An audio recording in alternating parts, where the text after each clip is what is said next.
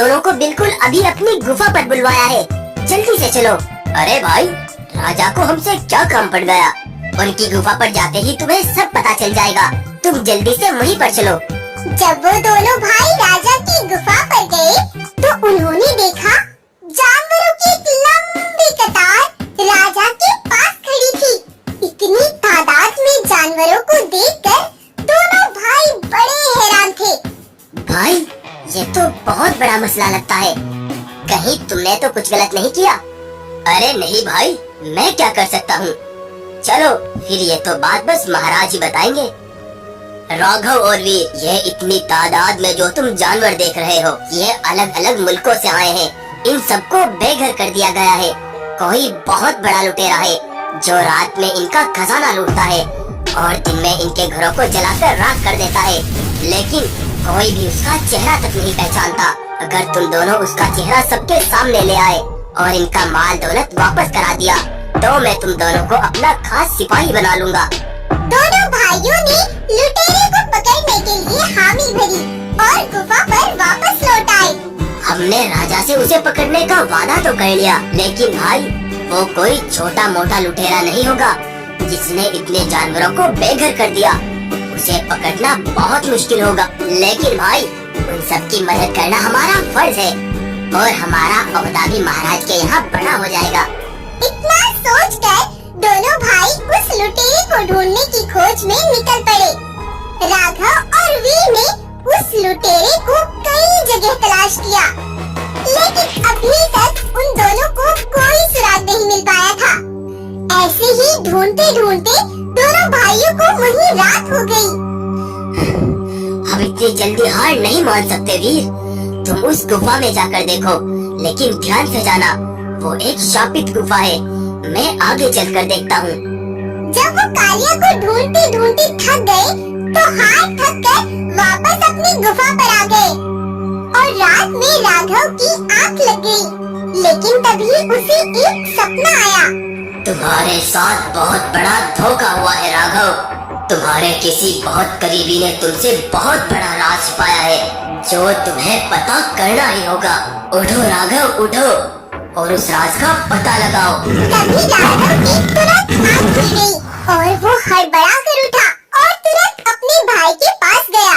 राघव ने वीर को अपने सपने के बारे में सब बताया। अरे भाई, सपने तो यूं ही आते रहते हैं, सपने सच नहीं होते। घबराओ मत, आज रात तुम मेरे ही पास सो जाओ। क्योंकि अभी तक राघव और वीर उस लुटेरे का पता नहीं लगा पाए थे, इसलिए राजा ने उन बेघर जानवरों के रहने के लिए बंदोबस्त किया और उनके लिए बहुत से टेंट लगवा दिए।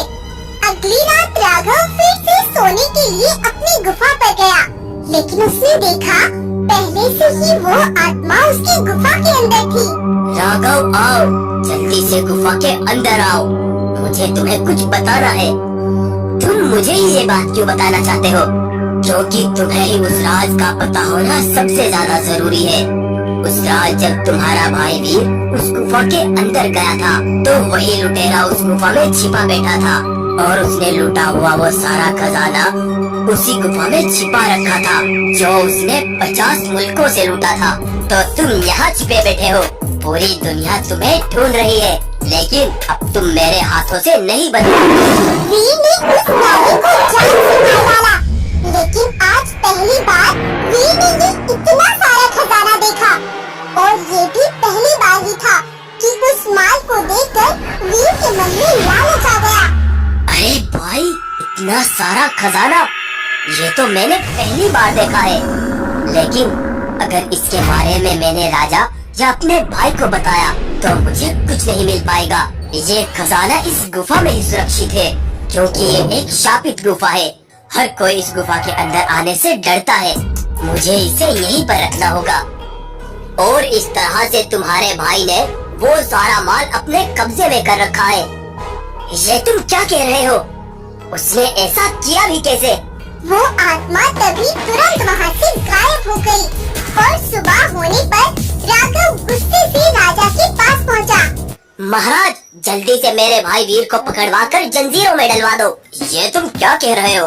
पता भी है क्या बोल रहे हो तुम? मैं जो कह रहा हूँ सही कह रहा हूँ, बस आप जल्दी करें। और फिर महाराज के सिपाहियों ने वीर को उठवाकर कैद में डलवा दिया। तुम जानते नहीं ये तुमने कितनी बड़ी गलती की है। मेरा भाई तुम सबको छोड़ेगा नहीं। चिंता मत करो, ये सब तुम्हारे भाई राघव का ही करवाया हुआ है। उधर राघव ने उस आत्मा की बताई सच्चाई के बारे में राजा को सब बताया। अब हमें उस गुफा से खजाना निकालने के लिए किसी पंडित को बुलाना होगा, ताकि पंडित उस आत्मा को उस गुफा से भस्म कर सके और हम आसानी से सारा खजाना निकाल पाए।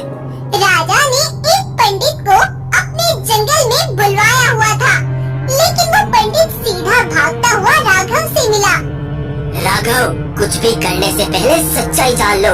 वो आत्मा जो तुम्हारे पास आई थी वो हर बात का उल्टा बताती है। उस रात जब वीर गुफा में गया तो वीर को देख वो लुटेरा खुश हो गया। मुझे कुछ ऐसे ही जानवर की तलाश थी और देखो कि तुम आ गए। अब मेरा मकसद पूरा हो जाएगा।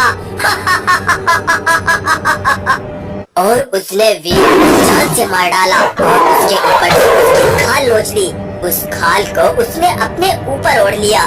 अब मैं इस शेर के रूप में रहकर इस जंगल से भी खजाना लूटकर यहाँ से भी निकल जाऊंगा। लेकिन राघव, तुमने उसे कैद करवाकर बहुत अच्छा किया। वो यहाँ से भी सोना लूटकर भागने ही वाला था, लेकिन अब वो हमारी कैद में है। तब उस लुटेरे को सबके सामने लाया गया और राघव ने तेजी से उस पर वार करके उसकी वो खाल उतार दी। वीर के रूप में लुटेरे कालिया को देख सभी जानवर हैरान थे, क्योंकि उस लुटेरे ने इतनी बड़ी साजिश रची थी। जानवरों का और अपने भाई का बदला लेने के लिए राघव ने एक तेज भाला उसके पेट में मारा और उसे हमेशा के लिए इब्रत का निशान बना दिया। तब पंडित ने उस गुफा में जाकर उस आत्मा पर जोरों की शक्तियाँ फेंकी, जिससे वो आत्मा जलने लगी और जल्दी जल्दी वही भस्म होकर मर गई। उसके बाद वो सारा खजाना निकालकर जानवरों को सौंप दिया गया। जानवरों को तो अपना हक वापस मिल गया था, लेकिन इस लड़ाई के बीच में राघव ने अपने सगे भाई वीर को हमेशा के लिए खो दिया था। तो दोस्तों, ये कहानी आपको कैसी लगी हमें कमेंट करके जरूर बताएं। कहानी